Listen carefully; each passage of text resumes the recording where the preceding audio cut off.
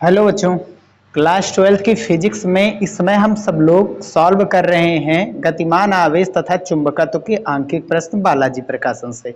और आज हम सब लोग धारावाही लूप पर बलाघूर्ण व चुंबकीय आघूर्ण पर आधारित आंकिक प्रश्न के सेकंड पार्ट स्टार्ट करने वाले हैं, जिसमें क्वेश्चन नंबर 4 क्या है, कह रहा है पृथ्वी ब्रैकेट में त्रिज्या 6.4 × 10⁶ मीटर का चुंबकीय द्विध्रुव आघूर्ण 6.4 × 10⁻21 न्यूटन एम्पियर मीटर स्क्वायर है। यदि हम यह माने कि यह पृथ्वी के चारों ओर चुंबकीय निरक्ष पर लिपटे एक धारा लूप के कारण है, तो धारा का मान कितना होना चाहिए। तो सबसे पहली चीज, चुंबकीय निरक्ष क्या होता है। तो हम सब लोग जानते हैं जो पृथ्वी है वो खुद एक चुंबक है। पृथ्वी क्या है? एक चुंबक है। पृथ्वी एक चुंबक है। अगर ये हमने मान लिया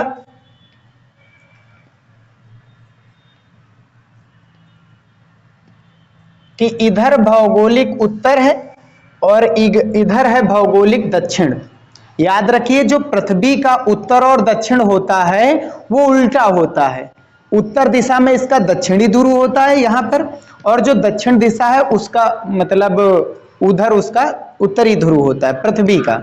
ठीक है, तो पृथ्वी के उत्तरी ध्रुव को भौगोलिक उत्तर और पृथ्वी के दक्षिणी ध्रुव को भौगोलिक दक्षिण कहा जाता है। अब इन दोनों को मिलाने वाली रेखा भौगोलिक अक्ष कहलाती है। और अगर ये भौगोलिक अक्ष हो गई है, इन दोनों को जो रेखा मिलाती है भौगोलिक अक्ष हुई, तो इसका निरक्ष क्या होगा। तो इसका निरक्ष जो है वो ऐसा होगा, एक वृत्ताकार होता है। ये पृथ्वी का एक भौगोलिक निरक्ष होता है भैया। क्या होता है? भौगोलिक निरक्ष होता है पृथ्वी का।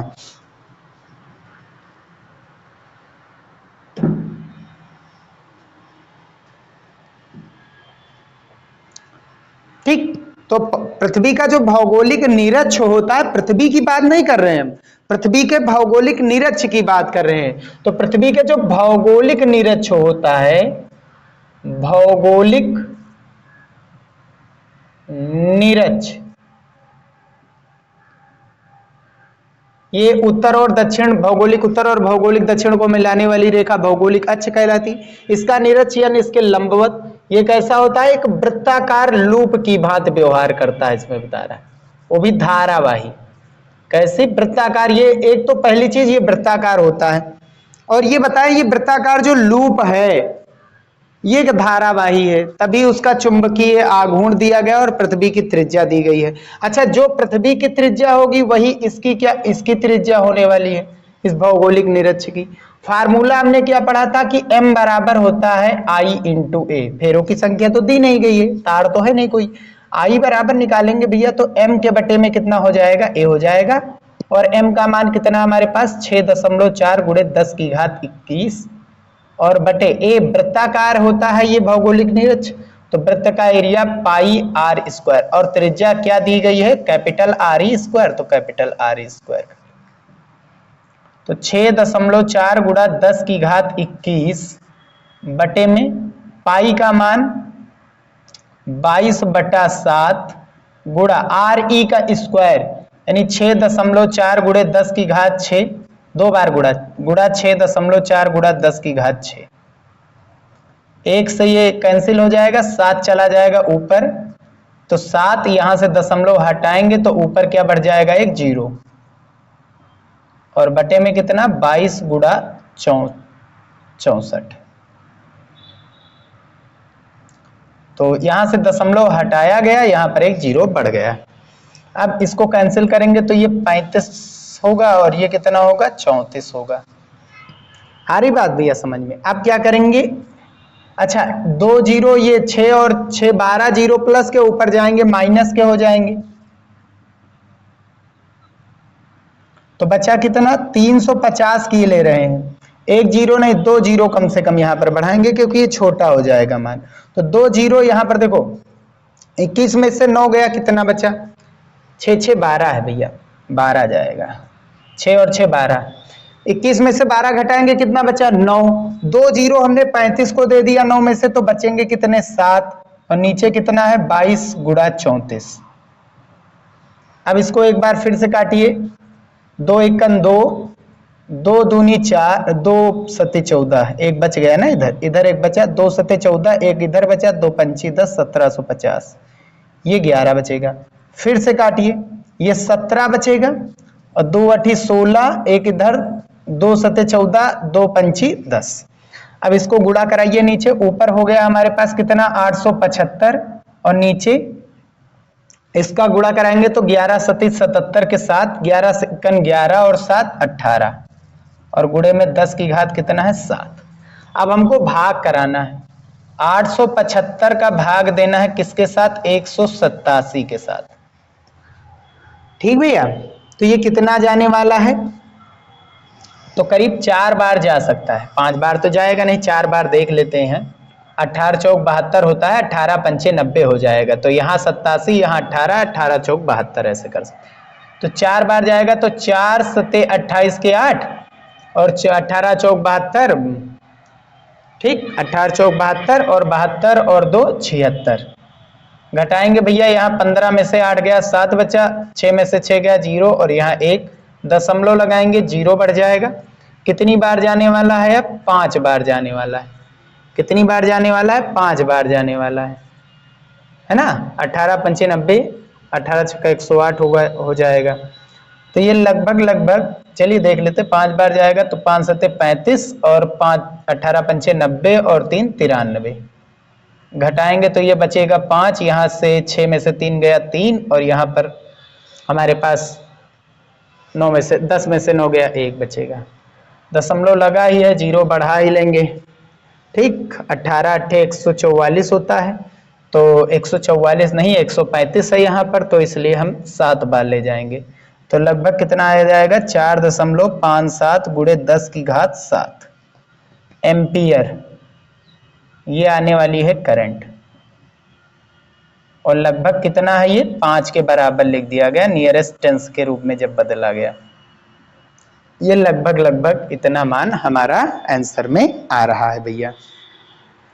ठीक, आगे बढ़ के नेक्स्ट क्वेश्चन देखते हैं, क्वेश्चन नंबर 5 क्या कह रहा है। तो क्वेश्चन नंबर 5 हमारे पास है, कह रहा है एक चुंबकीय द्विध्रुव को 6 गुणे 10 की घात -4 वेबर प्रति मीटर स्क्वायर की तीव्रता वाले चुंबकीय क्षेत्र के लंबवत रखने के लिए 1.5 गुणे 10 की घात -5 न्यूटन मीटर का बल आघूर्ण लगाने की आवश्यकता होती है। द्विध्रुव का चुंबकीय आघूर्ण की गणना कीजिए। तो एक धारावाही लूप है, या कह सकते हैं क्षण चुंबक है, उसको किसी चुंबकीय क्षेत्र में कैसे रखा जाता है, लंबवत रखा जाता है। तो यहाँ पर ये चुंबकीय क्षेत्र है, मान लीजिए हमने ये चुंबकीय क्षेत्र यहाँ पर रख दिया ऐसे, एक क्षण चुंबक ले लें, अच्छे से समझ में आएगा, क्योंकि क्षण चुंबक भी भीतर क्या होती है, धारावाही लूप होती है।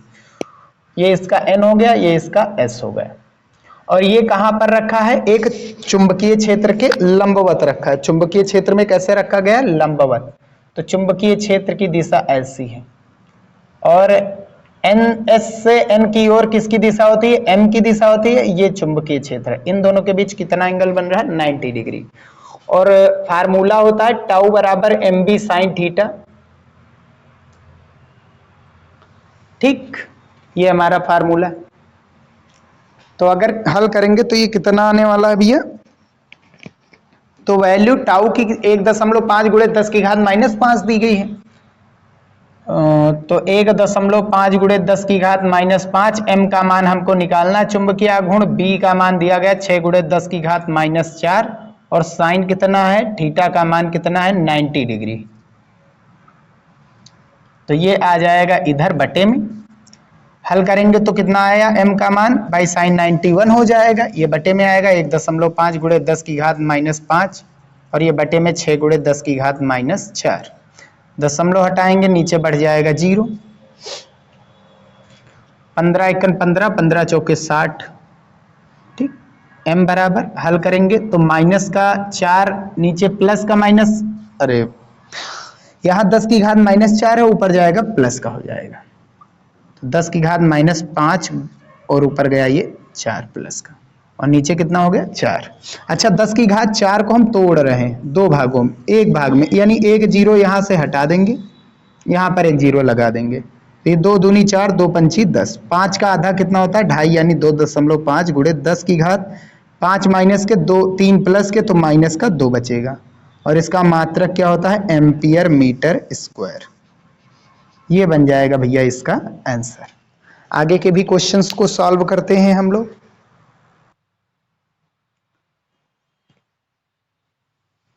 क्वेश्चन नंबर 6 कह रहा है 5 सेमी स्क्वायर क्षेत्रफल वाली एक कुंडली 1.5 न्यूटन पर एम्पियर मीटर के एक समान चुंबकीय क्षेत्र में रखी। कुंडली में फेरों की संख्या 100 है। यदि कुंडली में 0.2 एम्पियर की धारा प्रवाहित हो रही हो की जाए तो ज्ञात कीजिए नंबर 1 चुंबकीय द्विध्रुव आघूर्ण अधिकतम बल आघूर्ण। तो भैया फार्मूला तो एकदम बेसिक है। सबसे पहला m का मान निकालना है। चुंबकीय द्विध्रुव आघूर्ण या चुंबकीय आघूर्ण जिसे कहा जाता है ये होता है NIA के बराबर, NIA के बराबर। तो n का मान कितना है दिया गया है, फेरों की संख्या 100 है, धारा कितनी प्रवाहित हो रही है 0.2, एरिया कितना है 5 सेंटीमीटर स्क्वायर को चेंज करेंगे मीटर स्क्वायर में तो 10 की घात -4 से गुणा। भाई क्योंकि यहाँ सेंटीमीटर का स्क्वायर लगा है तो सेंटीमीटर को मीटर में चेंज करते हैं 10 की घात -2, अगले वाले सेंटीमीटर को मीटर में चेंज करेंगे तो 10 की घात -2, टोटल 10 की घात -4 मीटर स्क्वायर। तो गुणे में 10 की घात -4, 1 दशमलव से 0 कैंसिल, 2 पंची 10 और 10 का गुणा 10 से कराएंगे तो आता कितना है 100 और गुणे में 10 की घात -4 है बात ना। 1 दशमलव से 0 कैंसिल, 2 पंची 10, 10 में 100, 100 का मतलब 10 की घात 2, 10 की घात 2 प्लस के 2 माइनस के बचेंगे कितने -2 एम्पियर मीटर स्क्वायर। ये बन जाएगा m का मान। अब अधिकतम बल आघूर्ण के केस में जानते हो क्या होता है, अधिकतम बल आघूर्ण के केस में थीटा 90 डिग्री होगा। क्यों? क्योंकि जो टाउ बराबर होता है mb sin थीटा। तो इसमें ये दोनों तो दिए ही गए मान है, इन दोनों के दिए गए मान के लिए थीटा का मान और कितना रख दिया जाए कि वो अधिकतम आ जाए टाउ का मान। तो साइन थीटा का अधिकतम मान रखेंगे तो यहां पर टाउ का भी मान अधिकतम आएगा। साइन थीटा का अधिकतम मान कितना होता है +1, न्यूनतम मान कितना होता है -1। तो इसलिए थीटा का मान कितना जाता है 90 डिग्री जाता है, यानी साइन 90 कितना होता है 1। सीधा सीधा रूल है, टाउ मैक्सिमा जो होता है वो सदैव mb के बराबर होता है। अधिकतम वैल्यू थीटा का मान अधिकतम रखेंगे, ऐसे लंबवत रखेंगे, चुंबकीय क्षेत्र के कह सकते हैं समांतर रखेंगे। तल जो है चुंबकीय क्षेत्र के समांतर है, ये तल है पूरा, चुंबकीय क्षेत्र ऐसे जा रहा है समांतर इस, तो सबसे ज्यादा चुंबकीय मतलब सबसे ज्यादा घूमेगा, ये बल आघूर्ण लगेगा इस पर। m का मान तो निकाल ही चुके 10 की घात -2, b का मान कितना दिया गया है 1.5। आंसर हमारा कितना आ जाएगा 1.5 गुणे 10 की घात -2। इसका मात्रक क्या होता है न्यूटन मीटर होता है, टाउ मैक्सिमा। अधिकतम इतना बल आघूर्ण रख आएगा इस पर आंसर। 7वां क्वेश्चन भैया क्या कह रहा है, 7वां क्वेश्चन कह रहा है 100 फेरों वाली तथा 15 सेमी गुणे 10 सेमी क्षेत्रफल की एक कुंडली B बराबर 1 वेबर प्रति मीटर स्क्वायर के चुंबकीय क्षेत्र में रखी है। कुंडली में धारा 0.2 एम्पीयर है तथा कुंडली का तल चुंबकीय क्षेत्र के समांतर है। कुंडली पर लगने वाले बल आघूर्ण की गणना कीजिए। इस स्थिति में कुंडली की चुंबकीय स्थितिज ऊर्जा का मान क्या होगा, या क्या है इसका आंसर। तो कुंडली है, जैसे मान लीजिए ये कुंडली है ऐसे, इसका ये तल है, ये तल है पूरा। अब इसी तल के समांतर चुंबकीय क्षेत्र है, तल ये तल है इसके समांतर है, तो इस तल का लंबवत सदिश किधर होगा सामने, वेक्टर ए। भाई ये सतह है, इसका लंब ऊपर होगा बाहर या तो भीतर, तो ये ए हो गया। चुंबकीय क्षेत्र आ रहा है सामने, ऐसे जा रहा है, तल के समांतर जा रहा है, इस पूरे तल के समांतर यानी हमारी ओर आ रहा है, और क्षेत्रफल सदिश सामने जा रहा है। कोण कितना बनने वाला है 90 डिग्री। तो कोण 90 डिग्री बनेगा क्योंकि तल समांतर है ना चुंबकीय क्षेत्र के। तो टाउ का मान निकालना है, टाउ बराबर क्या होता है हमारा NI A B sine theta, क्योंकि हमको एम तो दिया नहीं गया भैया, या तो ये फार्मूला लगाइए एम बी साइन थीटा, या तो एन आई ए बी, तो एन आई ए बी हमको दिया गया, वो वही लगा देंगे हम। तो यहाँ देखिए एरिया सेंटीमीटर में दिया गया, मीटर में चेंज करेंगे तो अभी हमने बताया था 10 की घात -4 से गुणा, ये मीटर स्क्वायर में चेंज होगा। एन का मान कितना भैया 100, आई का मान कितना है 0.2, इसमें भी है, ए का मान 150 गुणा 10 की घात -4, और बी का मान कितना है 1 साइन थीटा कितना जाने वाला है, क्षेत्रफल सदिश तथा चुंबकीय क्षेत्र के बीच कोण 90 डिग्री बनने वाला है। ठीक है, हल करेंगे तो 1 0 1 0 2 0 3 0, दशमलव यहां पर है, 2 अंक आगे ले आएंगे तो 2 प्लस के यहां पर 0, प्लस के 2 यहां पर 0, प्लस के 2 यहां पर 0, दशमलव यहां पर लगा करके माइनस के 4 कैंसिल कर दीजिए। भाई 2 अंक आगे बढ़ेंगे तो प्लस के 2 0 यहां, प्लस के 2 0 यहां, 4 0, प्लस के 4 माइनस के कैंसिल। अब ये कितना आ जाएगा 15 दूना 30, 15 दूना 30, बाकी 0 कोई मतलब नहीं, ये साइन 91 ही होता है टोटल। कितने अंक आगे दशमलव थे, तो यहां पर इस एक 0 के रखने या ना रखने से कोई मतलब नहीं। यहाँ अगर आप गुणा कराना चाहते हैं 150 का 2 से गुणा कराएंगे तो 300 आएगा, चलिए ठीक है वही बात कर लेते हैं। 150 का गुणा 2 से कराएंगे 300, कितने अंक आगे दशमलव 1 2 3, 1 2 3, 3 अंक आगे दशमलव, तो टाउ बराबर कितना आ जाएगा 0.3 न्यूटन मीटर, इतना आ जाएगा, इस पर बलागुण लगेगा। अब कह रहा है यहां पर निकालना है चुंबकीय स्थितिज ऊर्जा, और चुंबकीय स्थितिज ऊर्जा का फार्मूला हमने बताया था U या W बराबर mb ब्रैकेट में cos θ1 माइनस cos θ2। θ1 क्या है, जिस केस में वो कुंडली रखी गई है वो कोण है चुंबकीय क्षेत्र के साथ। θ2 क्या है, कितना घुमाया गया है बलाघूर्ण के विरुद्ध कुंडली को, ये हमने बताया था। तो जो कार्य करेंगे वही हमारी स्थितिज ऊर्जा में जाता था। ठीक है, और कार्य किसके विरुद्ध किया गया था, बलाघूर्ण। यहां कुंडली को घुमाया ही नहीं गया, जब तक हम कुंडली को क्षण चुंबक को घुमाएंगे नहीं, क्या हमें कुछ ऊर्जा बे होगी, हमारी नहीं बे होगी, वो अपने आप में घूमने दो। हम बाहरी बल लगा करके, चुंबकीय स्थितिज ऊर्जा किसे कहते हैं, तो क्षण चुंबक को बलाघूर्ण के विरुद्ध घुमाने में किया गया कार्य। तो कितना घुमाया जा रहा, दिया ही नहीं गया। θ1 साम्य स्थिति का है, घुमाया गया नहीं है, तो अगला भी θ2 भी कौन सी स्थिति में आएगा, साम्य स्थिति में आएगा। और साम्य स्थिति में एंगल 0 अंश, साम्य स्थिति में एंगल 0 अंश, दोनों θ1 और θ2 सेम ही रहने वाले हैं, क्योंकि इसको घुमाया ही नहीं गया है। तो θ1 θ2 बराबर, तो ऊर्जा कितनी आने वाली है 0। जब घुमाएंगे कार्य करेंगे तभी तो ऊर्जा मिलेगी, कार्य हुआ ही नहीं तो ऊर्जा 0 हो जाए। क्वेश्चन नंबर 8 देखते हैं, कह रहा है एक वृत्ताकार कुंडली का तल का क्षेत्रफल, वृत्ताकार कुंडली हम जो लोग जानते हैं जैसे सिक्का है, तो वृत्ताकार कुंडली के तल का क्षेत्रफल 3.14 गुणे 10 की घात -2 मीटर स्क्वायर है, तथा इसमें तार के 50 फेरे हैं। कितनी बार तार को घुमाया गया, 50 बार। इसमें प्रवाहित धारा 2 एम्पियर की है। जब 3.1 गुणे 10 की घात -5 टेस्ला के चुंबकीय क्षेत्र में कुंडली का तल, याद रखें कुंडली का तल, तल कह रहा कुंडली का, क्षेत्रफल नहीं कह रहा, तल कह रहा कुंडली, कुंडली का तल क्षेत्र की दिशा से नंबर 1 0 अंश के कोण पर, नंबर 2 90 अंश के कोण पर, नंबर 3 60 अंश के कोण पर है, तो इस पर लगने वाले बल आघूर्ण की गणना कीजिए। तो भैया ये निकालना है हमको। तो सबसे पहली चीज यहां पर समझ लीजिए, तल दिया गया है, ये है वृत्ताकार, ऐसे होता है, ऐसे होता है वृत्ताकार। इसका ये तल है, इसी के समांतर चुंबकीय क्षेत्र है, समांतर चुंबकीय क्षेत्र है। इस तल के क्या है, समांतर नहीं भैया, कोण दिया गया है।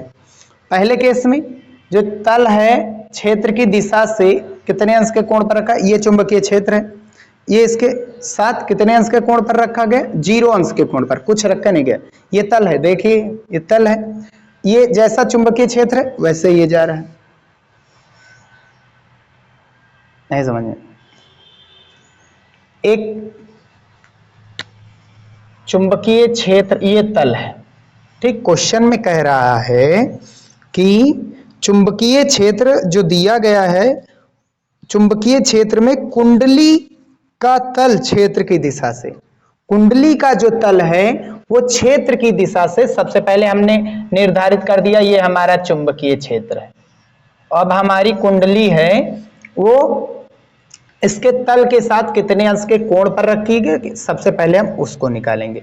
तो सबसे पहला कह रहा है 0 अंश के कोण पर रखा गया। 0 अंश के कोण का मतलब चुंबकीय क्षेत्र ऐसे जा रहा है और यही क्या हो गया, कुंडली का तल। कुंडली के तल के 0 अंश के कोण पर रखी गई। 0 अंश के कोण मतलब समांतर, 90 अंश के कोण का मतलब होता है लंबवत। आ रही बात समझ में? तो जो तल है, ये कुंडली है मान लीजिए वृत्ताकार, और ये कुंडली का ये तल है और चुंबकीय क्षेत्र ऐसे जा रहा है, तभी तो 0 अंश का कोण बनेगा। ये तल है तो इसका लंब किधर आएगा, सामने की ओर। इसका क्षेत्रफल सदिश किधर आएगा, सामने की ओर आएगा, वेक्टर ए।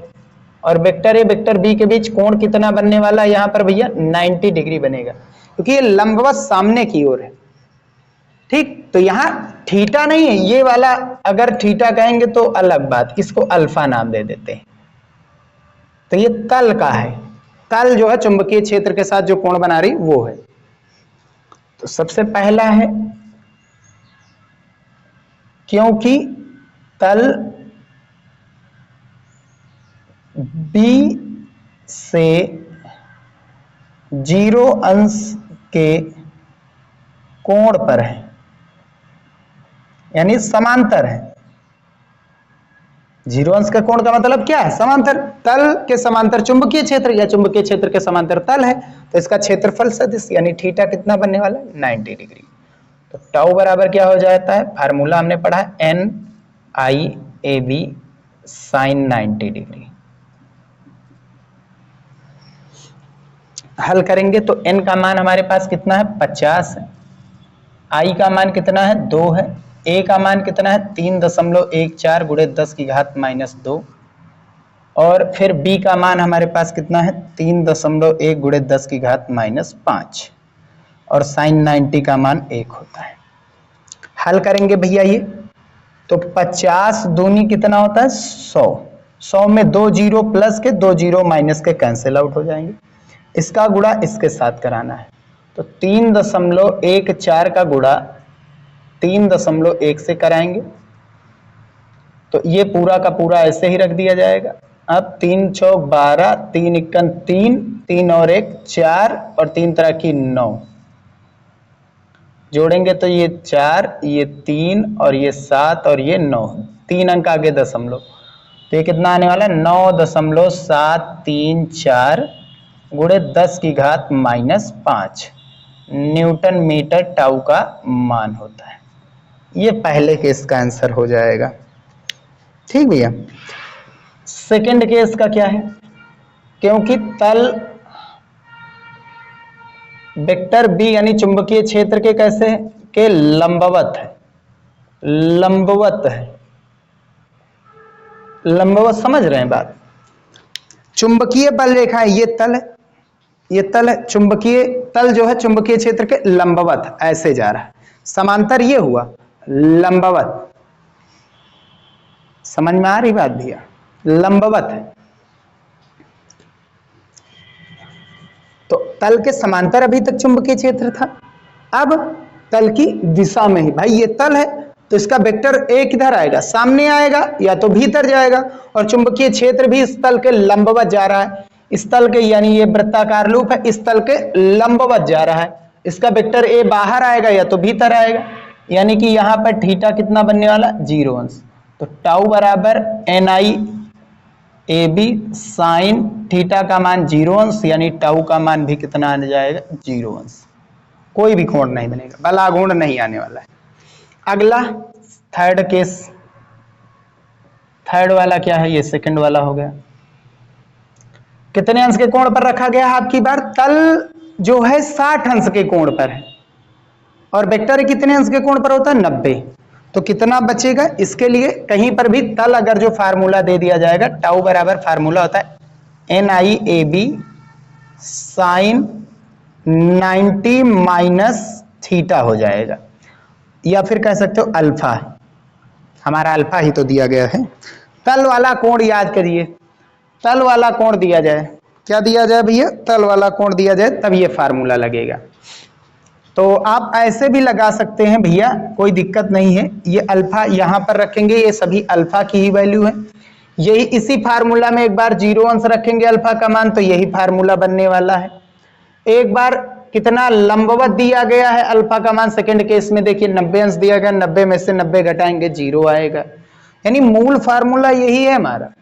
अगर तल वाला दे दिया जाए, ये किसका कोण है, ये तल कोण है, तल का, किसका कोण है ये, तल का, किसके साथ, चुंबकीय क्षेत्र के साथ। तो टाउ बराबर एन का मान कितना है 50 है भैया, एन का मान कितना है 50 गुणा आई का मान कितना है हमारे पास, आई का मान कितना है हमारे पास, आई का मान 2 है, ए का मान कितना 3.14 गुणे 10 की घात -2, बी का मान कितना है हमारे पास 3.1 गुणे 10 की घात -5, और बी का मान हो गया, अब साइन 90 माइनस अल्फा का मान कितना दिया गया 60 अंश, तो बचेगा कितना 30 अंश। अब 2 पंची 10, 2 जीरो 50 दूनी 100, 2 जीरो प्लस के 2 जीरो माइनस के कैंसिल, इन दोनों का गुणा कराया गया था, अभी कितना है 9.734 और गुणे में 10 की घात -5, साइन 30 कितना होता है 1/2, कैंसिल आउट करेंगे तो 2 चौके 8, एक इधर आ गया 17, 2 अठी 16, एक इधर 2 छंग 12, एक इधर 2 सत्ते 14, तो टाउ बराबर कितना आ जाएगा 4.867 गुणे 10 की घात -5 न्यूटन मीटर, ये इसका होता है, ये इसका आंसर आ जाएगा, और इसका मात्रक होता है न्यूटन मीटर। ठीक भैया, इतना था। तो मेन फार्मूला हमारा NIAB साइन 90 माइनस का जो तल वाला एंगल है वो होता है, सबसे मेन यही फार्मूला है। जो जो दिए जाएंगे वही हम रख करके आंसर ला सकते हैं। ये था इसका आंसर, और यहीं पर हम वीडियो समाप्त करते क्वेश्चन नंबर 8 तक। नेक्स्ट वीडियो में आगे के क्वेश्चंस को सॉल्व करके हम नेक्स्ट चैप्टर के अब न्यूमेरिकल को सॉल्व करेंगे। वीडियो पसंद आया हो तो उसे लाइक जरूर कीजिएगा। ठीक है, मिलते हैं नेक्स्ट वीडियो में।